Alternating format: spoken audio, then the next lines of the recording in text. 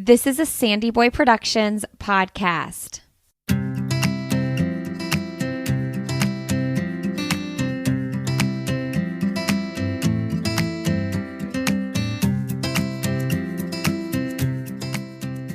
Welcome to the Urban Pharmacy Podcast, where we help women remove the overwhelm of living their most holistic life. This is the place to find evidence-based nutrition tactics, healthy lifestyle and wellness tips, abundance mindset, and easily implementable low-tox living strategies so you can rise up to your full potential and protect your family's health. I'm your host, Stacey Heine, certified holistic nutritionist and better living advocate. Now, let's get empowered with some simple swaps that make a big impact for optimal wellness.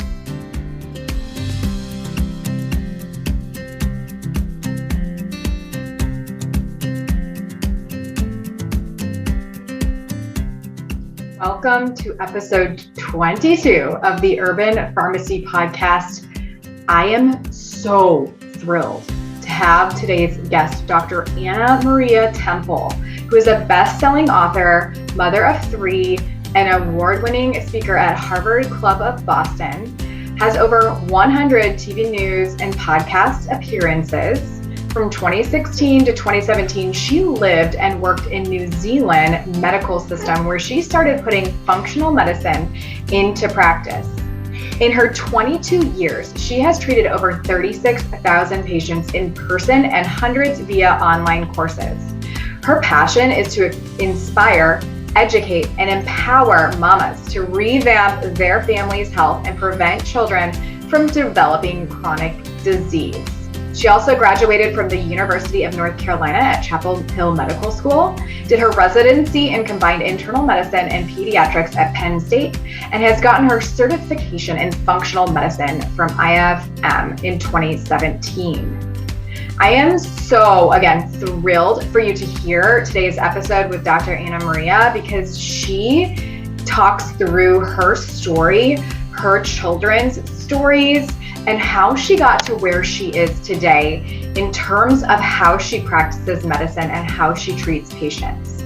Basically from the root cause, from the inside out. And we really dive deep into the food system and how so many chronic illnesses, when it comes to what your children are dealing with, come from the food that we're eating. And she even wrote a whole book about how to navigate those issues. We talk allergies, we talk eczema, we talk vaccines, we talk all of the things that might be of interest to you. So listen in. I hope you love it. If you love this episode, please give it a 5-star review and make sure that you give it a review on whatever podcast platform you listen in on. And enjoy, be well, until next time. All right, Dr. Anna Maria Temple, thank you so much for being on the Urban Pharmacy Podcast. I am thrilled to have you on, and honestly can't wait to hear all of your insights on holistic health for kiddos and maybe adults too. We'll see where the conversation goes. So excited to be here. Yes, we totally need to discuss this, especially in the days that we are living in. Indeed, we do. So, all right, let's just get right in. I have fielded so many questions from friends and people that I've just had in conversations with over the years. There are a lot of questions that seem to be pretty redundant. So I'll start, well, actually, let me ask you first before we even get into the questions. I want to know, tell me about you. Tell me about how you got into the holistic health world, and was this during or after your studies to become a doctor? And what was it that helped you decide to go down the more Eastern or root cause or preventative path? Yeah, no, I am a traditionally trained doctor. I studied regular old-fashioned West medicine, trained in pediatrics. And then 5 years into my medical career, at that time I had 3 kids, and they were 2, 4, and 6. And lo and behold, I turned around one day and realized that all my kids were so sick and they were on piles of chronic medication. My daughter at the age of 6 had asthma, eczema, seasonal allergies, recurrent ear infection, recurrent croup, constipation. My youngest son had seasonal allergies that were so horrible that he couldn't even go outside during an Easter egg hunt because his eyes would swell shut. Tears would be streaming down his face, and he would be on the ground writhing and scratching himself till bleeding. He was on 5 allergy medicines at that time. My middle child had kind of snot, the kind of boogers that, like if you see that child walking down the street, you're like, what kind of mother allows that child to walk down the street? There were not enough tissues in Costco, folks, to take care of that nightmare. And incidentally, he also had ADHD. He was only 4. And while they were all on antibiotics, again, I took them to their pediatrician and I said, why are my children so sick? Because this can't be normal. And the replies I got was, well, your daughter, she has chronic asthma, but if she takes chronic inhaled daily steroids, her asthma will be under control. And you apply daily topical steroids and her eczema will be under control. And she'll take daily allergy medicines, which will keep her eczema and asthma under control. And then she'll eventually outgrow her ear infections and croup infections because most kids will outgrow this. And as for the little tiny one, and I quote, "We've run out of medications. There are no more medications we can give him. The only next option is allergy shots." Again, he was 2 years old. And for my son, they were like, well, his snot, obviously he has chronic sinus infections. He needs antibiotics. And as for the ADHD, I don't even know what they said because I stopped paying attention at that point.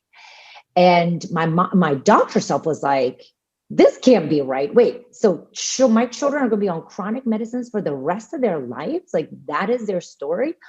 And then my mama's self came alive and was like, heck no, under no circumstances will this happen. And even though my doctor self didn't know what to do, my mama's self was like, I am a warrior mother and we're going to figure this out one way or another in some shape or form. And it was a week later, I went to my children's school. It was an elementary school talk on nutrition. And it was that day that my mindset had changed and the fog lifted and I was able to see the root cause of my kids' issue. All the nutritionist talked about was sugar. And I went home that night after work, 7:30 p.m., walked into that pantry and to the horror of my children, and the horror of my husband, I started chucking the Lucky Charms, the Pop-Tarts, the Goldfish, the chicken nuggets, the orange crackers with peanut butter, because that's protein, chocolate milk from their lunch, because that's calcium, the juice boxes, you name a garbage food, we were eating it. But I felt that I was feeding my kids nutritious food because they had a fruit in their lunch and a vegetable at dinner. And I was like, yeah, we're doing good.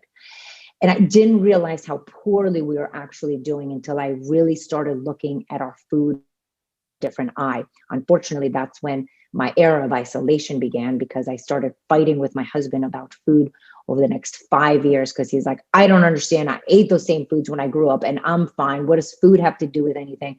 My friends were like, you have lost your mind. And my family, crossed me off the wheel because they were like, you have lost it. And then my medical partners were like, what the heck are you doing? This is, where's the medical evidence? And I got to tell you, I'm like, it was before the Google search engine was where it is today. It was 14 years ago. And, I couldn't tell you why, but I was like, it can't be the wrong answer to bring more fruits and vegetables into my children's lives and get rid of processed foods. And then over the next 5 years, my children stopped needing antibiotics. They stopped needing oral steroids, inhaled steroids, topical steroids. Ear infections went away. The recurrent croup went away. The asthma went away. Anyway, over 5 years, we got rid of medication, but I didn't know what I was doing. I was just doing one step at a time. And then in 2016, my husband and I were burned out of traditional medicine and we quit our jobs and we moved to New Zealand without health insurance, with no doctors, no medications. And my children thrived and climbed the highest mountains and bungee jumped off the tallest bridges without even so much as a Tylenol in their system, because that is it is like to come back from chronic disease. And so when I practiced medicine in New Zealand, I did malpractice as a worry. There's no malpractice in New Zealand. There's no Google reviews. There's no patient satisfaction scores. And I was able to treat my patients. I would walk in and I'll say, for your chronic headaches, there is no medicine I can give you. We have to do lifestyle modifications. And some people push back, some people jumped on, but I will tell you, none of my patients got better without medication. So when I came back to the States, I was like, I am doing this differently. And, I've had my practice now for 3 years, treated thousands of patients, and people have come off medications that no one said that they could come off. We've treated illnesses that people said, physicians said the message was that this is just a children's story, because it does not have to be your story. So I've been able to go beyond medication. Sometimes we need medications, and that's the beauty about integrative medicine. But the bottom line is the food and our lifestyle are really at the core of our wellness and are the answer to chronic disease. Oh my gosh. Okay. We're done with the episode, folks. We're done. There we go. All right. There it is. Okay. Well, that's hilarious. The story's not hilarious. The story is inspiring, incredible, hopefully super eye-opening for people, and a source of inspiration to make a change today, because there's no better time than today to make a change. And it's interesting, though. What is funny is that the very end of my question list that I have here for you is sugar. So I didn't know about that story with your kids, and we don't need to ask that question anymore. This is super interesting because I also grew up on that food. I grew up on the push-ups. I grew up on the, oh my gosh, Hi-C coolers, on the Ecto coolers, on the Pop-Tarts. I ate toaster strudels by the box, food coloring galore, blow pops. I mean, seriously, you name it, I was eating it. And I now have chronic hypothyroid or acute hypothyroidism. I'm still on this journey. I've been on this journey for over a decade, but now it's all about the industry or environmental chemicals and the water that I'm drinking and all of the things. And what I want to just, before we dig into all these questions, is that, guys, as you are transitioning, one thing to remember is that food has a massive impact, because we're doing that. We're voting with our fork like 3 to 5 times a day. And, our body is our temple and we have to take care of it. So food is probably one of those easier things that we can address. And so Anna Maria, you were the one that you went cold turkey. You basically said, screw this. I'm taking all of this processed foods out of my family's life. For the people that can't do that, they're not yet there. What do you think is the first thing to get rid of when it comes to pantry foods? You cannot do it all in one go. I mean, the story's dramatic explanation, but that is dramatized to just make my point. The way it actually went down is I went after each product. I, made a big stink in the pantry about all the products. But the reality is, which is actually how I outline it in my book, is that I go through what we did over each month or each year. So, I was like, the Cheez-Its are a problem. So I went after the Cheez-Its and changed them out. Then I was after the Ritz crackers and changed those out. Then it was like the chicken. It was one thing at a time. It was not all things at the same time. Without the proper support of a team, it is not doable on your own. Not because you're a bad person, not because you're not a good mom or a good dad, because the culture is suffocating and the pressure from the outside is so intense. And when you do one step at a time, it's easier, it's accepted easier. So basically, I call it Jedi mind tricks. And so I would do it so my people wouldn't really, so then instead of like, oh, we're going to actually chuck the Lucky Charms, what I did was like, oh, we're going to make smoothies every day. My first smoothie was, and I kid you not, ice cream, whole milk, and strawberries. Because I was like, I'm going to get a fruit into these people. And the people drank the smoothie, and then they had less Lucky Charms. And then over time, I removed the ice cream, replaced it with yogurt. And then over time, I removed the vanilla yogurt and replaced it with regular yogurt, but added local honey. Then I added a spinach leaf. Not too many, because it couldn't be a green smoothie because the people would revolt. It had to be a pink smoothie. But over time, I mean, our smoothies journey, because we're all on a journey and the journey never ends. There's no finish line. There's no, I've made it. So it's a journey. And, but our smoothie, the smoothie we have today is very different than the smoothie that we had in the beginning, but you have to give yourself a break. And the way I realize I'm doing ice cream for breakfast, but I'm getting the buy-in for a fruit. I got the buy-in. Then slowly I was able to adjust the taste buds. And then over time, the people didn't even ask for the cereal anymore. It would sit and rot in our pantry. And then I would just stop buying it. So it was a gradual enough transition. I mean, sometimes if your children are really sick, we go hardcore. And again, but that's a whole team approach. But one step at a time. And I'll take it an even step further, like even more root cause mindset. If you feel that food is really not that big of a deal and your kids are not that sick or that not important, what we're saying here may sound like a bunch of hooey, because it did. That's what it sounded to me long ago. That was sounded to my husband well into our journey. And that's okay. There's no shaming and no blaming. You're just not at that point. When you get to the point and you change your mindset and you're like, I will get rid of sugar in my house. There's one thing I've learned. You cannot stop a mama warrior. Once a mama gets an idea in her head and she's like, this is the right thing, man, you don't stand in her way. You just get out of the way because she's coming. And once you decide that garbage food no longer has a place in your pantry, you will get it done. It will be slow or maybe fast. It doesn't matter. No one cares. You just have to be better today than you were yesterday. And you do what will make you successful. Go after the easy stuff. Juice from juice boxes and lunches. Great. Well, one way to do it is instead of every day you have a juice in the lunchbox, every other day. Then it's Tuesdays and Thursdays. Then it's once a week. Then it's once a month. And then it's gone. And that transition, what happens is the taste buds are also coming along for the ride because we change our taste buds. A third of our taste buds die every 30 days. So in 90 days, you have all new taste buds. So if you slowly wean the juice and just slowly replace it with water, the taste buds are going to be trained to like less juice and more water. But it's a training process because no one gets up from the couch and runs a marathon. You have to practice. And the same thing goes for our taste buds. So I'll say mindset first and a small step next. And the third thing that you can start doing right away is in the pantry, when you look at ingredients, not at the front of the box, never the front. The front of the box is just marketing, folks. No, never believe the front. I don't care if it says whole grain. I don't care if it says 1 serving of fruits and vegetables. Whatever it says, ignore it, turn it over, look at the ingredients. It's called neutral washing, guys. It's called neutral washing.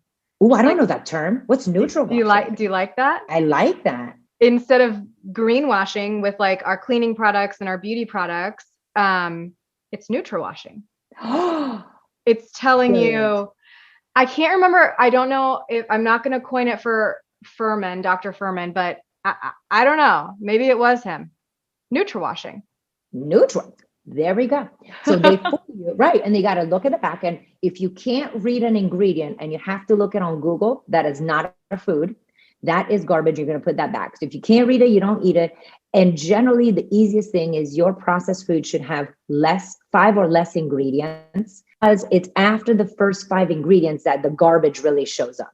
The preservatives, the food coloring, it's always down the list. So if you could keep it to 5 or less ingredients in a packaged food, you're already there. And if you can't read it, don't eat it. So those would be like takeaways that we can just start implementing today.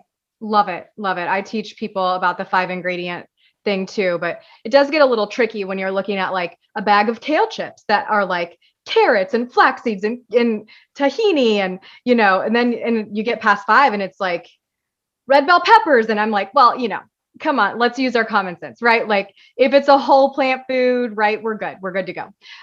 So I love that. Okay, let's get into problems that we're seeing with children on a daily basis. And I want to know what you have in terms of tips for prevention or treatment in a more natural, holistic way. So first off, let's start with, can we put these together? Allergies and ear infections, can we put them together? Oh, of course we can. Yeah.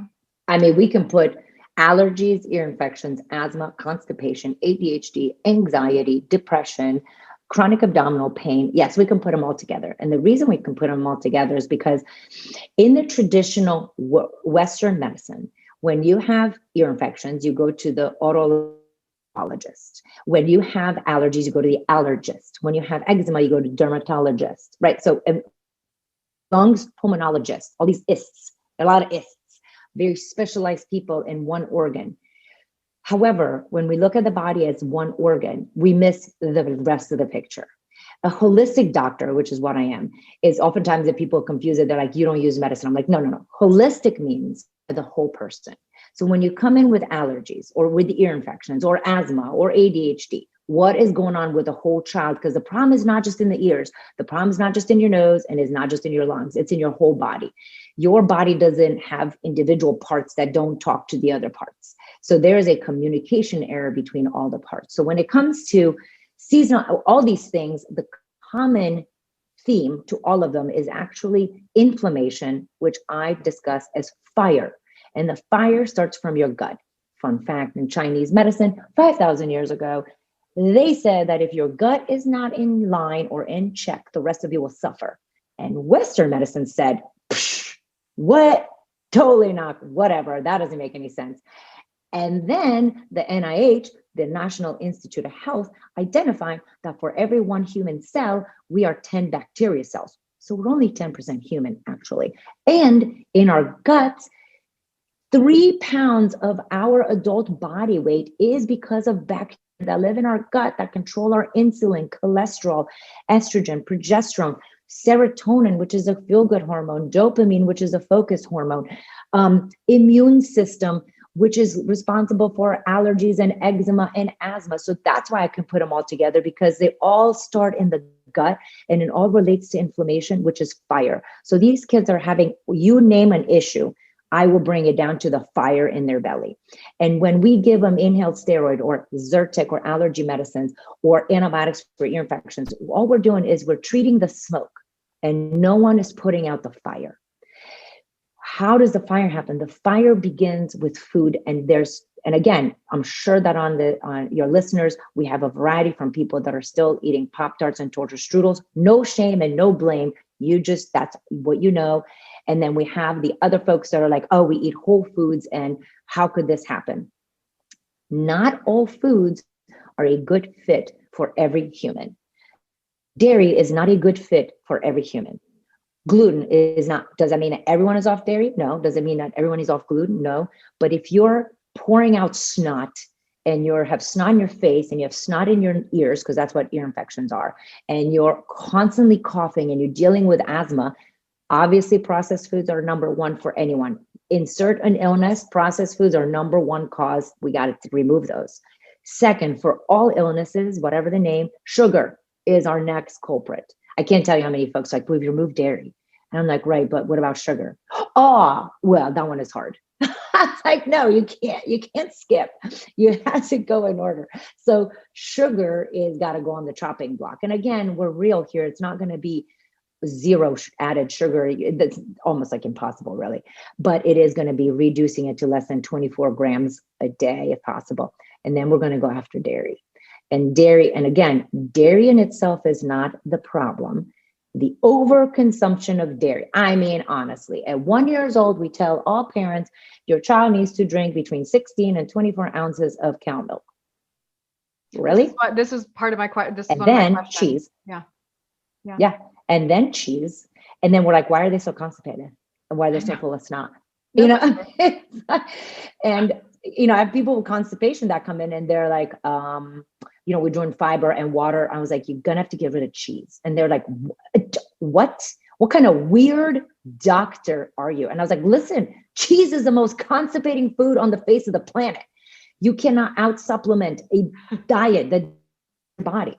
And just because cheese works for one sibling does not mean that cheese works for the next kid. Very frustrating. Medicine is very individualized, but unfortunately, we've given this impression that give me the one thing that works for everybody. There is not one thing that works for, sunshine. But there's not one treatment thing that specifically works for everybody. So when it comes to allergies and ear infections, those are my things: processed foods, sugar, and then we're going to go to dairy. Okay, got it. Okay, so you kind of bunched in. Well, that's root cause. That's root cause. Now that for ear infection, I can see. Now eczema, I totally had it. I had pretty sure I had allergies. Definitely was diagnosed with ADHD, got addicted to Adderall. We're going to talk about that here in a minute. But I had eczema, asthma, and ADHD kind of all at once. Now, the eczema is kind of, I feel like where it all started. I started getting like hives and eczema. Now we're going to go, is it the same root cause, like treatment? Would you tackle eczema the same way? But then also for people who have children that are just suffering terribly from eczema right now, what can we do in addition to what you're going to say to treat the root? Like, right. Can we tandemly? Eczema, I love eczema. I don't love that people have eczema, but I love eczema because you can see it. Allergies you don't see, so they're bothersome, but not as bad as eczema. When you see your child bleed as a mom, you cannot go on with your day. Your child has ADHD. Yeah, they're annoying. And listen, my child had ADHD, so I can totally say it. They're annoying. And you're like, okay, but you can move on. Your child bleeding from eczema, you don't go past go as a mom or dad. Doesn't matter, parent, grandparent. It's awful. And eczema but I love it because the body pretty much manifests on the skin. I have an issue. Hi, I'm raising my hand. Please pay attention to me. There's an issue. And eczema is not a skin issue, is a gut issue, is fire within the belly. We often look at eczema as a skin issue. So we put steroids on it and then we go to the allergist and dermatologist, and they're not very helpful a lot of the times because they'll identify one food. They're like, that's the food, because allergy testing is not accurate.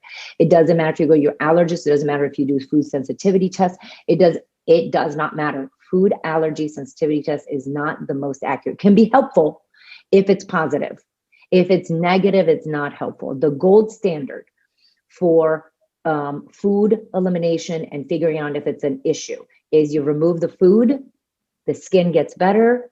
You eat the food, the skin flares up. Voila, 100% accuracy that for you and your body, that food is not the right fit. And for some people, it is dairy or gluten. For some people, it be tomatoes or citric foods.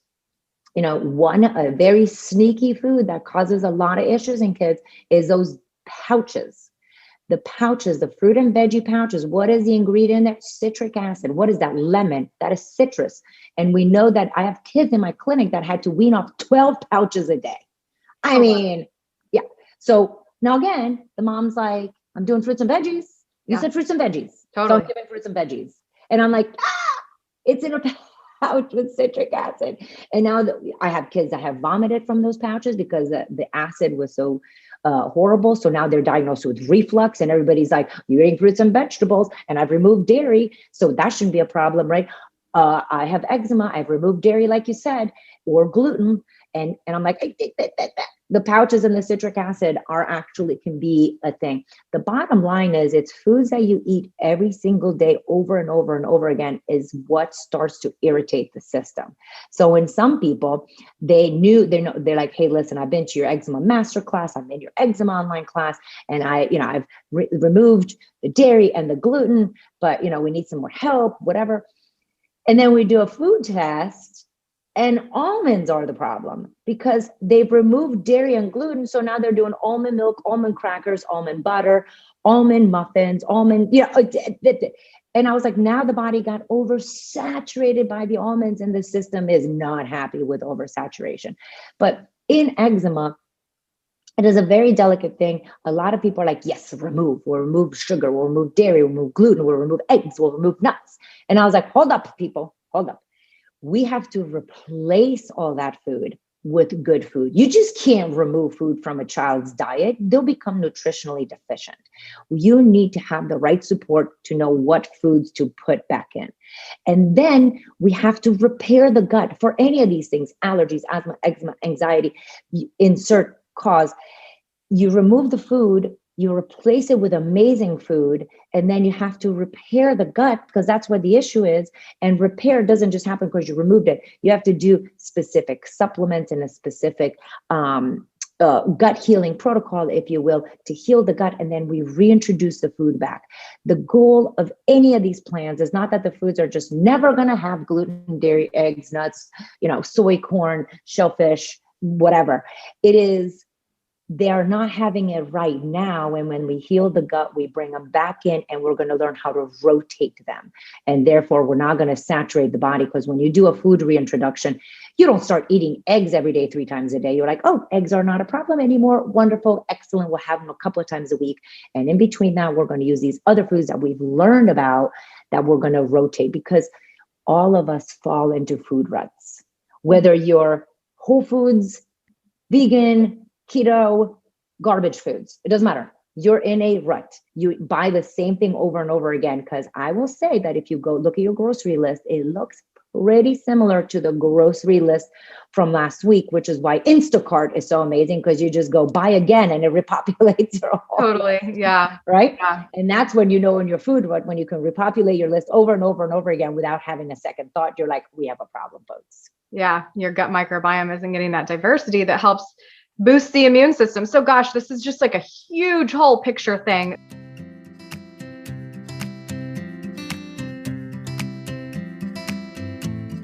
Hey friend, before we get too far into this episode, I want to be sure you know about how the environment plays a role on your overall health.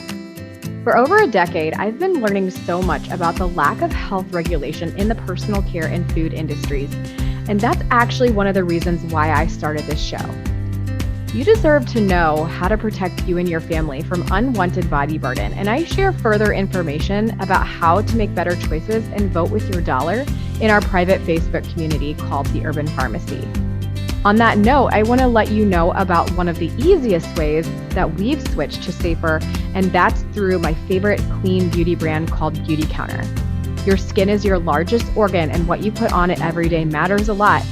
And with a low carbon footprint, cruelty-free formulations, and high-performing results, I haven't found a better beauty brand than Beauty Counter in over 5 years of working with this mission-driven brand. To learn more and shop clean, head to mybetterbeauty.com.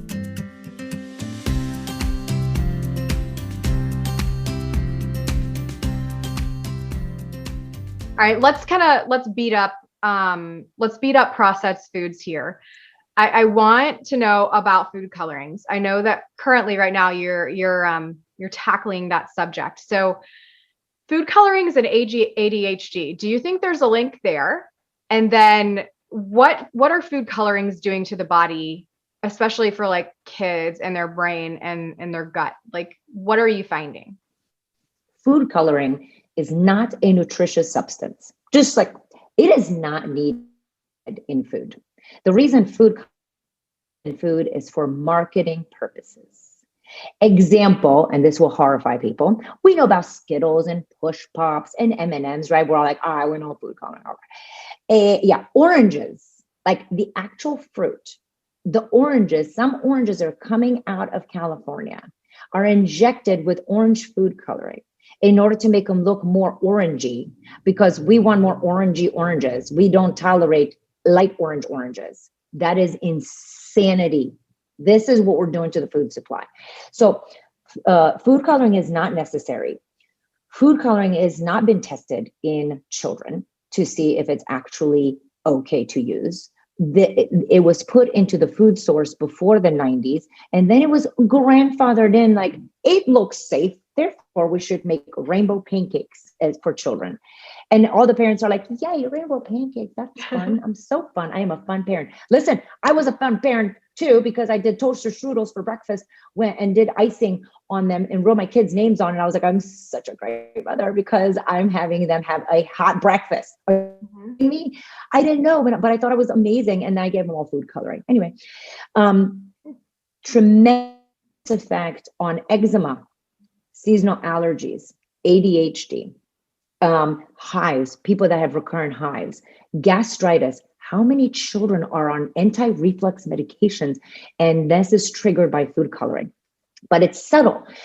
The problem we have is that we only have a very small fraction of kids who are very sensitive. So they will get like a dose of Tylenol, or they'll get one Easter candy and they lose their mind, or their eczema flares up, or they vomit. And so the parent is like, oh my gosh, they're so sensitive to food coloring. What is wrong with that one? And I'm always like, no. That one is awesome because his body is rejecting it. And it's telling us right away that food coloring is a problem. It's the 99% of the other people that you don't see an immediate reaction that you're like, they're fine. Lucky Charms? Oh, it's good. It's fine. It's good to eat Lucky Charms before you go to school. It's no problem. My kids don't have an issue because they're not vomiting right after they have the cereal. Our human body, taste buds, are evolution-wise, we didn't have these foods, right? Long ago, you went into the forest and had to forage for berries and mushrooms and whatever. When something was really bitter, you spit it out and you're like, I can't eat it because I'm going to be poisoned.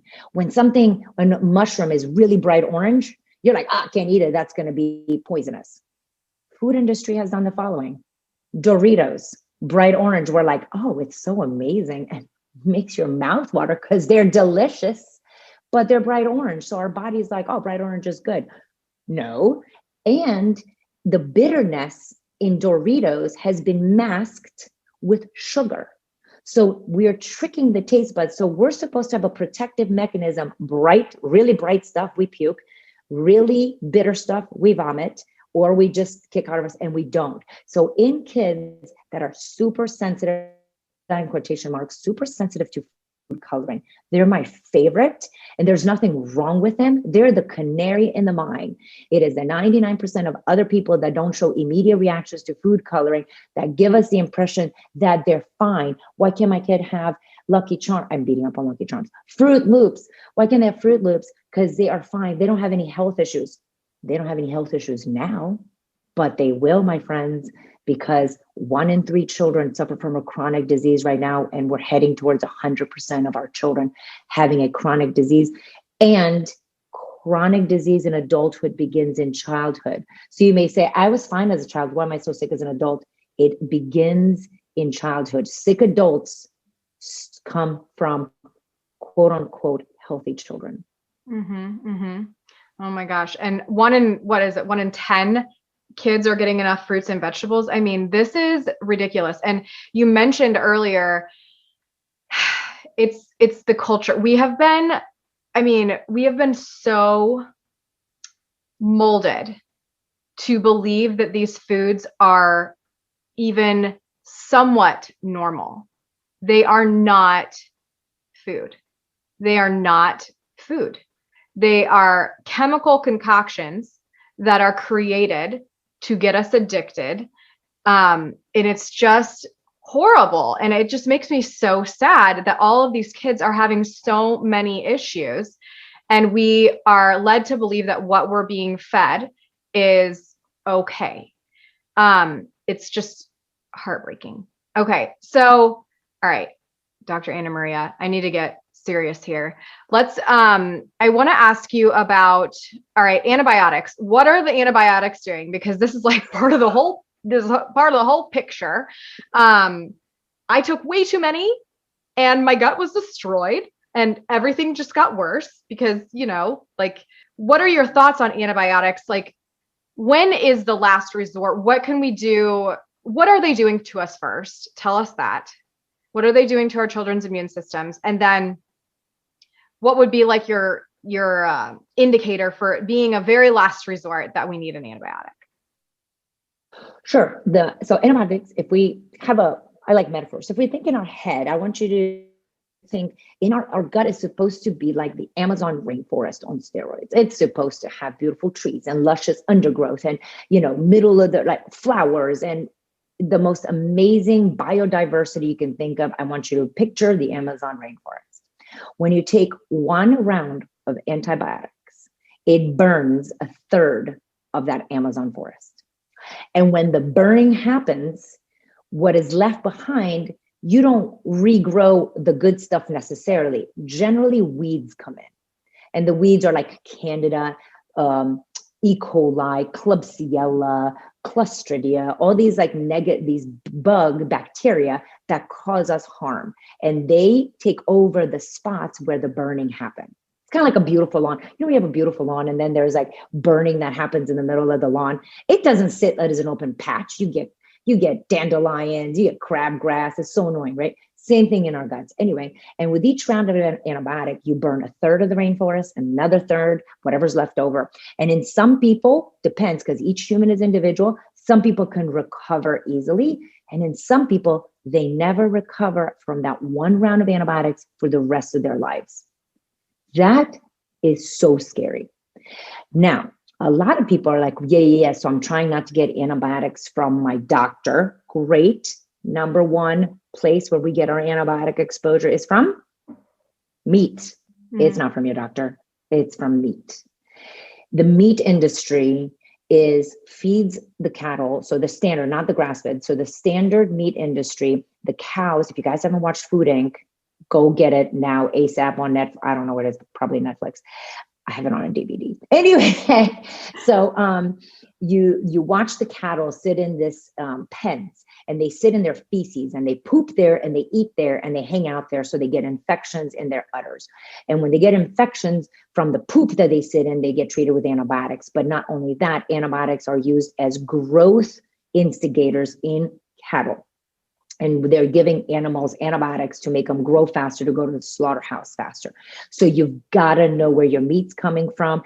And a lot of people are like, oh my gosh, it's so expensive. I'm like, I know, we will pay $300 for a pair of awesome shoes and some Jordans that we wear maybe a couple of times, but something that we put in our body every single day. We're like, hey, that's where we should save some money. I know. It's so crazy. And for the meat, if it's too, you're right. If it's expensive, you shouldn't be eating meat every day anyway. I am not fully plant-based, and I try to reduce my meat consumption. So I'm not speaking to you as a vegan.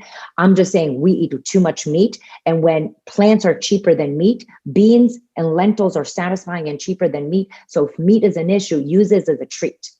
And then the other place that people are going to throw tomatoes at us is going to be our water supply.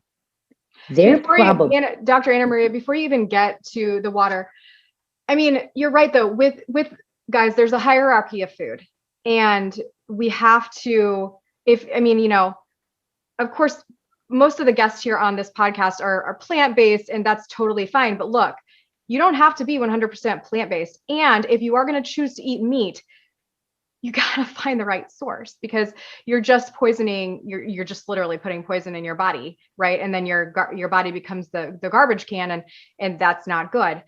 So it's worth it. If you are not going to get rid of meat, there's a hierarchy. It's worth your money. Listen, you're going to be putting small or large amounts of money into a good quality source, versus an antibiotic filled animal.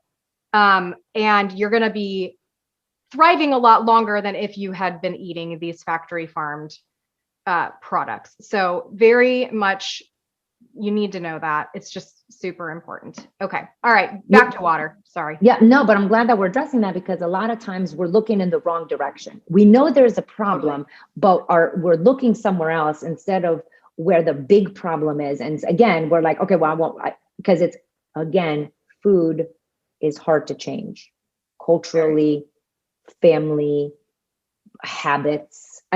Taste, but it is so difficult. But so I'm glad that we're talking about it. So we focus where the issue is. And then the second thing is water. And a lot of people are like, what are you talking about? Because I have my water tested. They don't test for antibiotic levels. Yeah. I don't know of a water company that's like, oh yeah, well, arsenic but we also tested to see how much antibiotics actually are in your water and how much estrogen is in your water, because people flush their medicines down the toilet, and people take ridiculous amount of vitamins that are not needed, amount of antibiotics and medications. And guess what? You poop them out. And where does the poop go? In the sewer system. What happens with the sewer? They clean it and make water out of it. Now we're all disgusted, but they don't test that in the water. And so and they use chlorine to try to purify the water. I don't know if you've ever turned your faucet on and you're like, why does my water smell like pool water? Yeah. That's what they're trying to do in order to kill the nasty stuff. It doesn't kill antibiotics. It doesn't kill estrogen. It doesn't kill the other stuff. So it is water. And then we're going to go to our medical system. It is both a doctor and a patient issue. I can't tell you how many times I've gotten blasted because I wouldn't give patients antibiotics. You don't understand. My child has a fever and they have an exam tomorrow. I demand an antibiotic so they feel better. Boom, crushed on patient satisfaction scores. Boom, the hospital is like, what's up with that? And then, so the pressure comes from both sides. And then, of course, it is much easier for me or a doctor. And when you only have 10-minute visits, that is dictated by the hospital system. Please understand that doctors do not want to see patients in 10-minute increments. This is imposed upon doctors by the hospital system. And the doctor has 10 minutes with a waiting room full of patients. They're an hour behind. You have a cold. Then they're like, I think I hear something in the chest, or it does maybe look like sinus infection. Let me write you an antibiotic. You're satisfied. They're satisfied.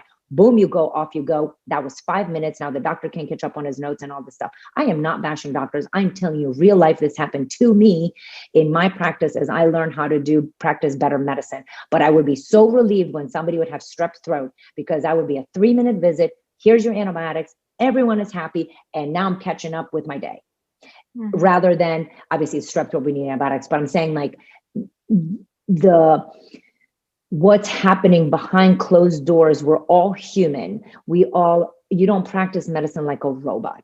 And so there's a lot of factors that come into play. So it's very beneficial for both parents to say, I don't want an antibiotic. And it's beneficial for the physician to say, you shouldn't get any antibiotics. And then here's some plans. But just remember, when somebody comes in with an ear infection, it takes me 50 seconds to write an antibiotic, 15 minutes to explain all the natural, homeopathic, and options, and discuss all the obstacles and the parental fears regarding withholding antibiotics for about 48, 72 hours to see if the child actually needs antibiotics. I'm not making excuses. I'm just giving real life. And so that makes it very difficult. So there's many reasons why 80% of children's illnesses are viral. 80% of ear infections are viral. 80% of pneumonias are viral. Viral. But you hear pneumonia, you're like, need antibiotics. You hear ear infection, you're like, even the American Academy of Pediatrics specifically says in their recommendations that children over 6 months of age who have an ear infection should not get antibiotics for a minimum of 48 to 72 hours unless they are super sick. We do not follow that as a general rule in the world. And because the doctors are pressured for time, the parents are pressuring for antibiotics, and we're all just living too busy. The commonality in that must happen fast. The visit has to happen fast. The treatment symptom resolution has to be fast. We have no patience for letting the body do the healing. The body knows what to do. The body knows how to detox. The body knows how to take care of an ear infection. Look at your dog. They have an eczema patch. The puppy will sit there and lick and lick and lick it, and will make it go away. They don't need steroid creams and other stuff. Okay, my dog did need a modification, of course, because I'm an eczema doctor, so I needed a diet modification. But the body knows how to heal itself, but it needs time, and it needs us to stop giving it medications out of fear. Fever is another huge one. Oh my gosh, my kid has a fever. Boom, Tylenol. As we learned in my master class, Tylenol strongly correlated to setting off eczema. But we give Tylenol like no big deal, and no one tells you, hey, listen, yeah, you can use Tylenol, but one dose can increase your chance of eczema by 30%. Wow. Crazy. Mic drop. Okay, so here we go. I have to ask you because everybody wants to know. So talk as much or as little as you want about this. This is super highly controversial. I know what's coming. I told you this. Tell me about vaccines with kids. No judgment either way here, guys. We need to hear all sides, and we need to know and be informed about things. Okay. And so people want to know about like delayed, you can tell us your thoughts, or what do they do to us? As children, as tiny little kids, this has changed so much. The amount of vaccinations that have been given to kids since even I was a kid is a lot different. So where are we on that?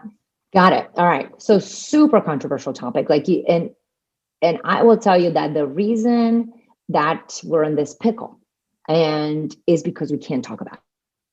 You cannot have a conversation at the dinner table, at your doctor's office, with your friends. It is easier to talk about religion and guns. than it is to talk about vaccines. You're like, Totally. Somebody brings up vaccine question. You're like, who wants to talk about guns? Anybody? Yeah. Let's talk about gun ownership. It's like, I know. So that is at the root cause of vaccines, that we can't have a conversation. We have the people on the side that pro vaccines, without vaccines, we're going to die. We have the people that anti-vaccines, that they're like, if you get a vaccine, you're going to die. The bad news, good news, we're all eventually going to die. But the people in the middle get crushed in the crossfire.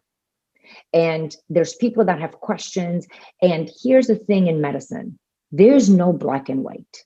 And everyone's trying to make the vaccines black and white. You don't do it or you do it. I think vaccines have a role, have a purpose. We have now made them such cookbook, and we're ignoring the side effects, and we're not doing personalized medicine. Back to my personalized medicine. We give the same schedule to every single person, no matter their family history, their current history, what they're struggling with, what their skin is looking like, how many ear infections they've had, because we're like, we must follow this cookbook so we can prevent errors.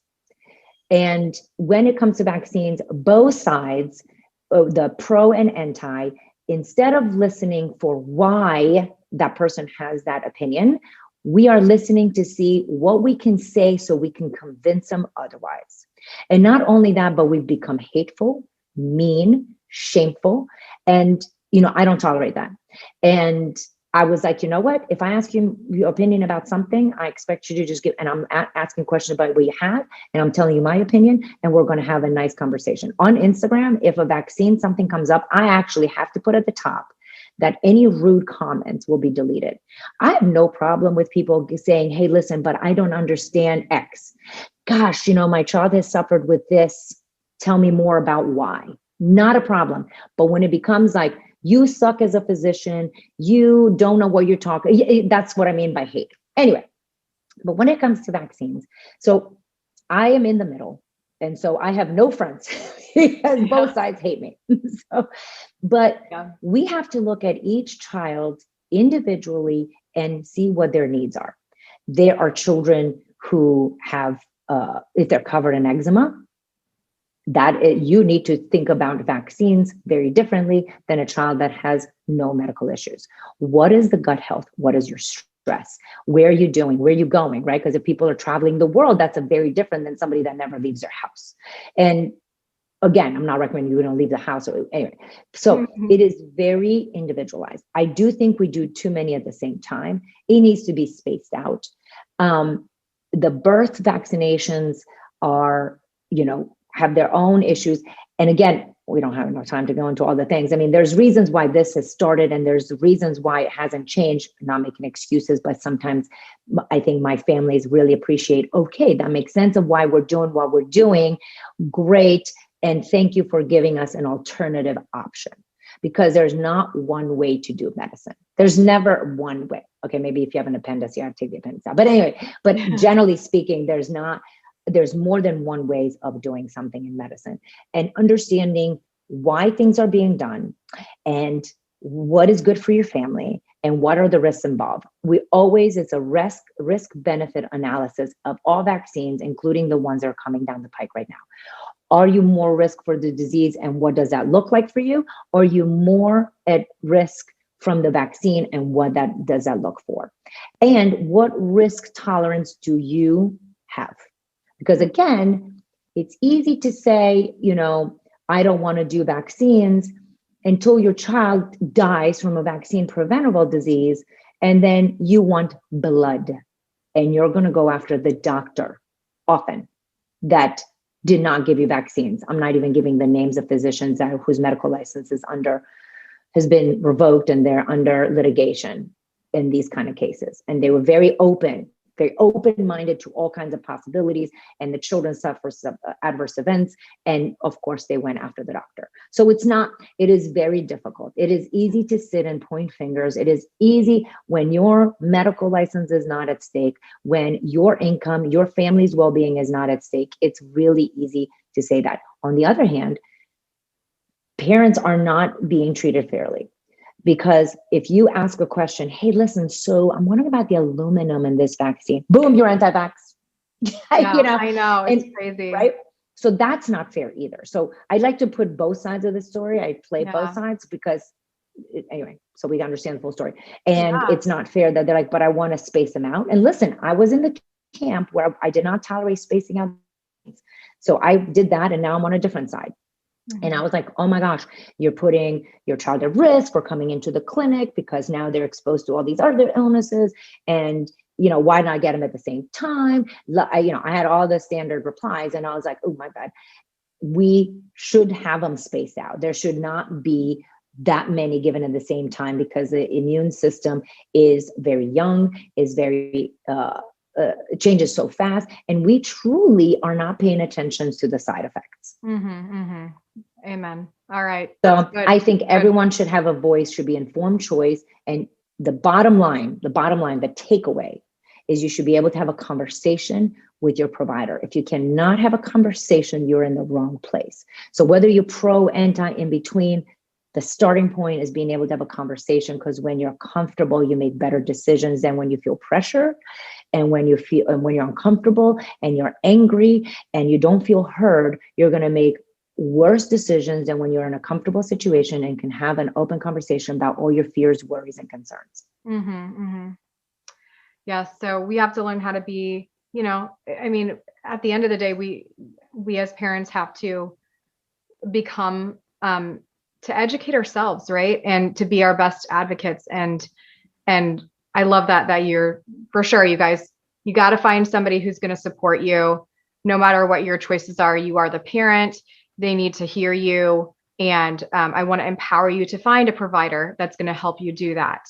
I wish that there was a wonderful link that I could give you all to find somebody within your area. But Anna Maria, do you work remotely, like with everybody? Or, I know you have courses. We're going to talk about that in just a second, but like, do you have any like links that you, Right. So that's very difficult. It's very hard because a lot of people don't put that out there. Because if you put that out there, the medical board will come after you.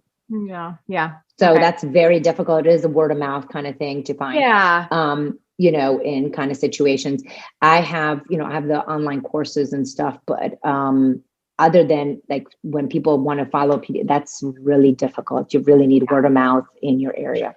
Yeah. So seek it out where you live and just, just know that, again, medicine is not black and white, and that you can totally be an advocate for your health. And there are providers out there that will for sure listen to you and will nurture and respect your decisions for your children.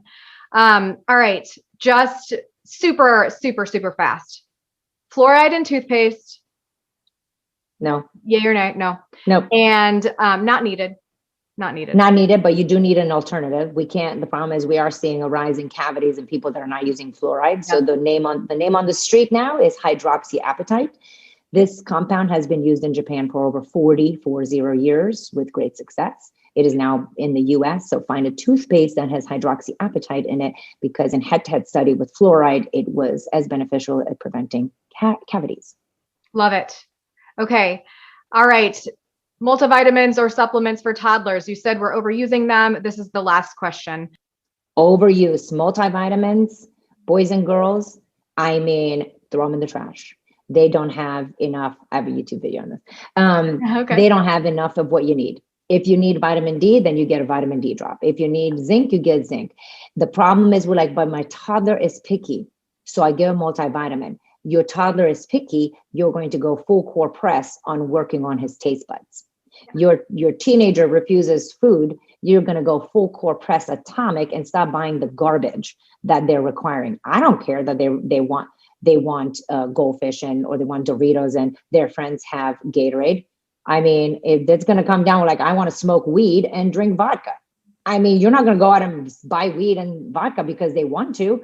So a toddler doesn't get the choice of goldfish and juice boxes, just like, your teenager is not going to get the choice of weed or vodka. And I make it ridiculous, but sugar is 6 times more addictive than cocaine. Yeah. But yet we're going like, oh, it's okay. They want sugar. Well, it's culture. It's culture. They, it's every commercial. it's just like why I turned the TV off right when I found out that I was pregnant. I'm not even watching the TV anymore. I'm not even going to let my brain get into my baby's brain that's not even born yet. Like, it's just not going to happen. I'm not going to be molded. Right. I'm going to go back to what I know is true. Sugar, oh my God, it's so addicting, you guys. Like, it's so addicting. And it just goes back to our environment. We have to tap into that and be super and ultra aware of our environment, which brings me to the very last thing here.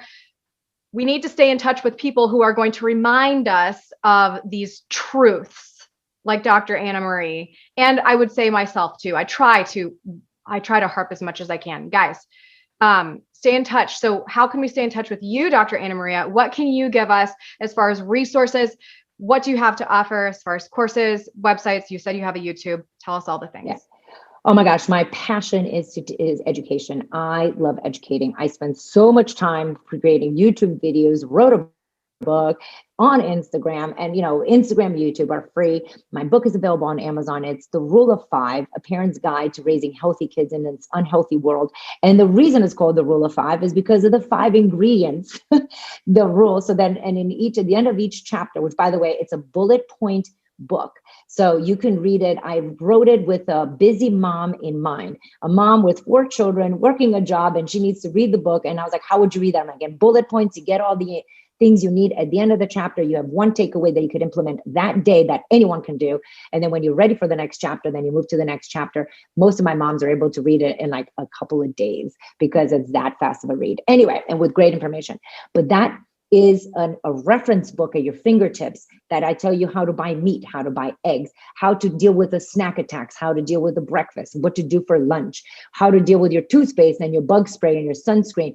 I literally took everything I can think of from our lives from A to Z and made it in a format that you can get fast information quickly without you having to read 1,000 labels, 1,000 ingredients, Googling all night, because our jobs as parents has gone from loving our kids and reading with them at night to an MD degree, political science degree, nutrition, chemical engineering, because you don't know what's in any of your products. And I, go on and on. I'm like, we don't have time to hang out with our kids and play with them because we're so busy researching and trying to get our multiple degrees that apparently have to come with parenting. Anyway, so I've made your life a lot easier. Free information on Instagram at DRANA Maria Temple. YouTube videos, same thing. I do have an online eczema course where I help. Oh my gosh, we've helped hundreds of families take horrible skin to beautiful skin with full support, nutrition guidance, supplement guidance. So we take the guesswork out of what you're doing so you can just spend time loving your babies. And we do have an online baby course launching in a couple of months. So we're so pumped about that, where we're going to help families with immunizations and how to raise healthy, happy children. Again, taking the anxiety of being a parent because it's become too much. So we'd love to see you on various of the platforms. I'm trying to help as many people internationally as possible. Oh my gosh, we have people in our eczema course from New Zealand, from Australia, from the UK. Because it's the nice thing about being, online, we can help so many people. And then we create a group where everyone supports one another and speaks the same language. So you're no longer the weirdo, because I'm tired of being the weirdo, because then the abnormal has become normal. And the people that Whole Foods and drink clean water and send their kids outside in the sunshine are the weirdos. Yeah, totally. Oh my God, I love it. Okay, so everybody needs to go and connect with Dr. Anna Maria. We'll have links. Okay, this is the question that I ask every single person, and I feel like you're going to have a really great answer because you practice and live this and breathe this every single day. What does living a holistic life mean to you? It means that every day I get up, I have all the energy that I need to get through my day with positive attitude, that my children thrive, that they can run if they need to, they can bounce, jump, go to college, go to school, and there's nothing stopping them. There's no pain, there's no medicines, there's no coughing, that they can do all things. That my vision of a beautiful childhood and a beautiful family is that we have the energy and the reserve to just rely on good food, family time, sunshine, and good sleep. And don't forget to poop. Love it. Yeah, we didn't even get into that. Okay. I love it so much. Thank you so much for being on. You are amazing. And we are all finished. You guys, I hope you loved it. Thank you so much.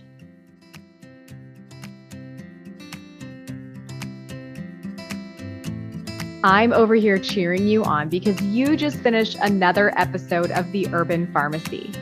For today's show notes, head on over to theurbanpharmacy.com and be sure to join us inside our private Facebook group called The Urban Pharmacy, where we share inspiration, live trainings, and holistic living tips to help you build community and the healthy lifestyle that you've always wanted.